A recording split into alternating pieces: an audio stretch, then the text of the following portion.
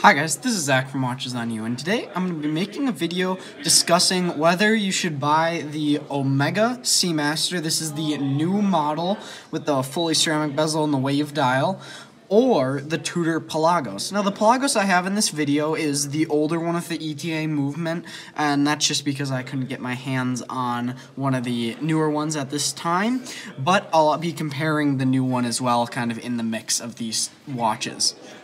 So, the Omega comes in at a price of $5,750, $4,750 for the Omega, not $5,000. And the Tudor Pelagos comes in, the new one, at a retail price of $4,400. So I thought it would be a great video and I think a lot of people might be considering buying one of these two watches because they kind of overlap in their markets, but I think there are some different significant details between these watches that would separate one from the other. So now, just so I let you know, guys, know this one with the ETA movement, this is pre-owned here at JB Hudson Jewelers. These were actually at JB Hudson Jewelers lent these watches for the purposes of this review. The Omega is brand new, the Tudor is pre-owned, and the Tudor comes in, the one in this video, comes in at $3,350 when a new one with the in-house movement would come in at a new price of $4,400. Now the new one is going to be more comparable with the new Omega Seamaster, especially because these Omega Seamasters have not been able to really become pre-owned yet. They were only released a couple months ago to the jewelers and boutiques around the world, and so there really aren't pre-owned ones on the market to compare it with this pre-owned Tudor. So I'm just going to really be more comparing the new Tudor, which has basically the same watch as this besides the movement. So now I'm going to go over the details of the Omega.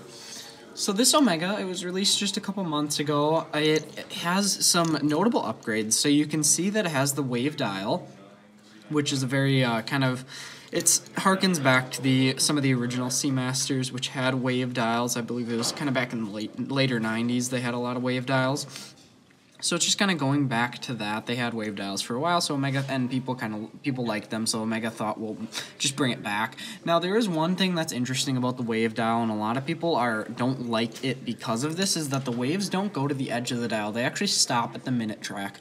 Now I don't think I would really notice that very much when owning this watch, but a lot of people find that very, I guess, infuriating to them. They think it should have gone all the way to the edge, so that they feel like they like the old design better. But other than that, I think that this watch has really stepped up in quality. I mean, the finishing seems better on this watch as well. You have a beautiful fully ceramic bezel.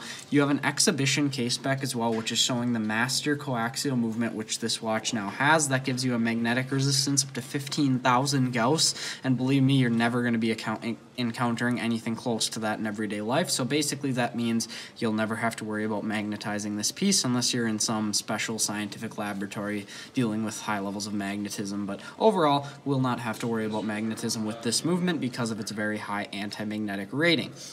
So it's got a 300-meter water resistance, same as a Rolex Submariner, and that's basically the standard for a luxury professional dive watch. 200 is kind of for the more lower ends. 300 is where, if you're spending multiple thousands of dollars, 300 is where it should be at to be considered a full dive watch.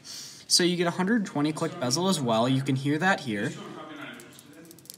The action on this, very nice. Locks down great. I'd say they improved the action of this bezel quite a bit from the old model. It just locks down better. It sounds a little nicer, bit smoother. It's not as smooth as a Rolex Submariner, but I can tell that they weren't really shooting for that. They were shooting for something that's a little bit more clicky, and you definitely have a lot of confidence when you're turning this bezel. It feels very nice and like it's not going to move on accident. Now, one thing is with this watch, it doesn't really have any kind of edge. It doesn't have very many sharp edges on the edge of the bezel, so if you're using dive gloves underwater and you're trying to adjust it, that will be very difficult because it is very smooth. But that also does a plus because a lot of times when you're diving, you're not going to be adjusting this, and you don't want it to adjust on its own, so that way it'd be hard to adjust on its own without you touching it. But that's just one thing to consider. If you need to adjust it underwater, it might be very hard with dive gloves because there isn't a huge amount of edging, but that's the same as the old Omega as well. And then you have a helium escape valve manual on this piece, so you can saturation dive. Again, also some people did not like how they made it look like a toothpaste cap on this piece versus the old one where it was just more like the shape of the crown. And that's just a little pet peeve some people have. I don't really take a huge problem with it. I think it looks fine, but that's what some people have been saying. So now, actually, before we move on to the Tudor, I will show you guys the bracelet option. So this is $48.50 with the bracelet. This is $47.50 without the bracelet. Not sure why it's only a $100 difference. I feel like it'd be more, so I'd say definitely get the bracelet if you can. And the bracelet's very nice. You get a nice solid clasp here, and you can get a micro adjust as well. You can push underneath and micro adjust it. There also is a DIVERS extension within there, so you can flip it over a wetsuit.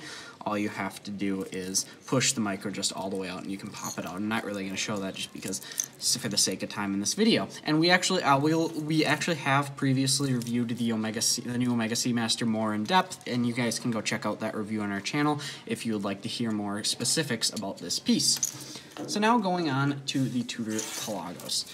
So the Tudor Pelagos is a titanium case on this piece as opposed to the steel on the other. And now the trade-off with titanium is you're not getting as much finishing on this Tudor. You can see there's no polishing anywhere, and that's just because titanium is a very hard material to work with, so you're not really going to get you're not really going to get a huge amount of finishing on titanium pieces just because how hard the metal is.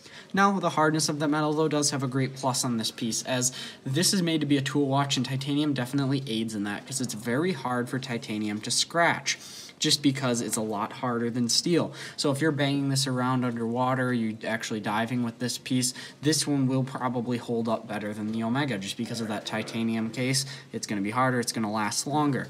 Now on the case, you also get an automatic helium release valve as opposed to the manual.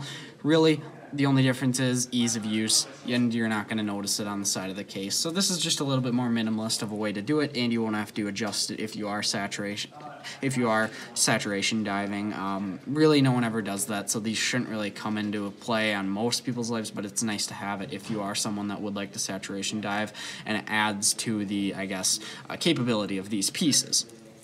So now the clasp on this watch is basically a Rolex. It's almost a Rolex style clasp, the way it flips up here as a guard and then you pull it out at the tip. You have nice solid bar clasp, very durable. Now I will say Tudor's micro adjust is a little bit more innovative than Omega's. So you can see, so what you do is you'll just pull it down here. You just pull it a little bit and then you can knock it out. So you'll pull it down on the bottom and then it can clip into these 3 different settings, as you can see. So here I'll pull it out and then you can slide it back like that. So now what's really cool though with their micro adjust is that after you get past those 2 notches, I just deployed the DIVERS extension there, so this one has one as well, so they both are diving capable with regards to a DIVERS extension. But now once you get it past a certain point, it comes into a spring, and it will kind of automatically adjust to the thickness of your wetsuit, which I think is very cool, because then you're getting this watch very, very tight on your suit, and it will definitely not really have to worry about coming off.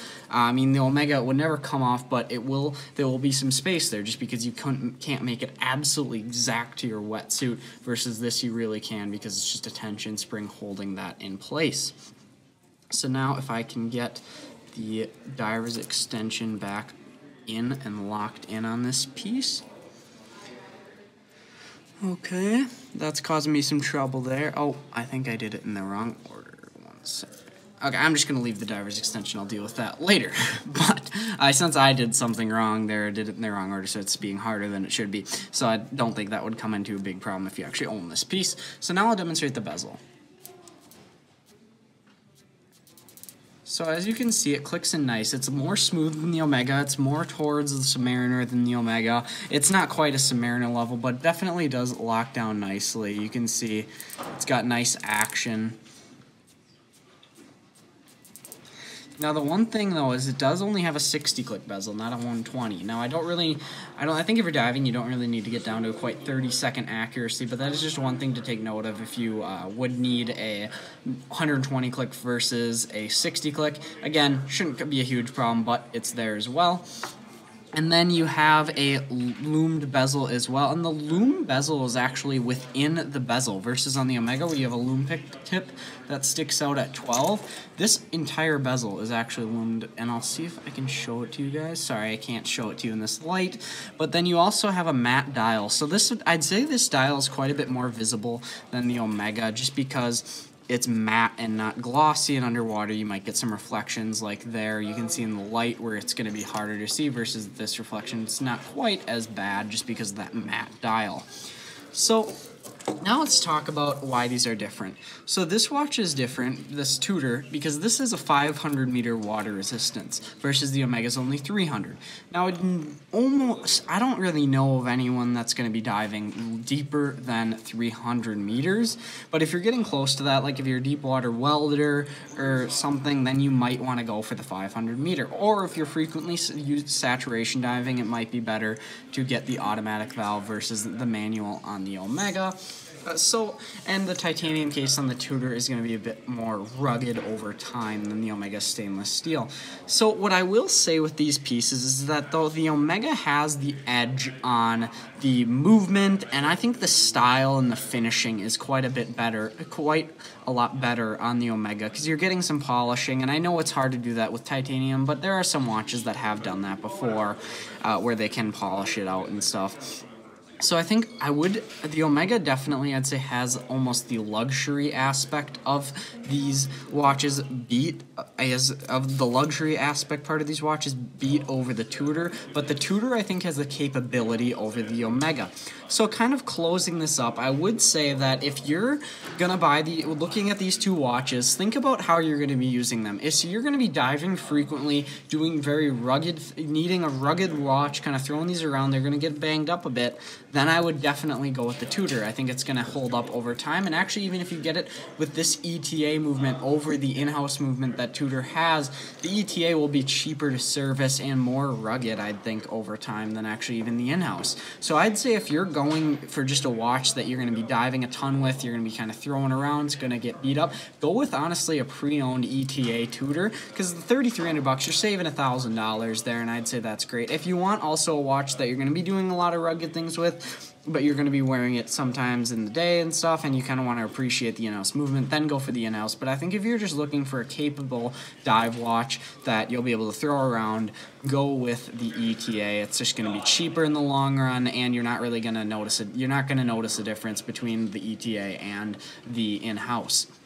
Now the Omega, I will say I'd say get the Omega if you're using this more as an everyday watch. If you're diving occasionally for recreational purposes, not really going to bang your watch up too much, I would say go with the Omega. I think it's all personal preference, but I think the styling of the Omega is quite a bit nicer. You're getting that in-house movement that's going to be great, and you're just getting the finishing quality again that's, I'd say, quite a bit better than on the Tudor. And now another thing is the Omega also has history to it. The Seamaster line goes way, way back, and it has a lot of history to it as well. So, I mean, if you're looking for a watch that you'll be able to dive with, but still enjoy every single day and wear every day, I think that the Omega is going to be the best bet. So thank you guys for watching this video. Remember to like, subscribe, and share.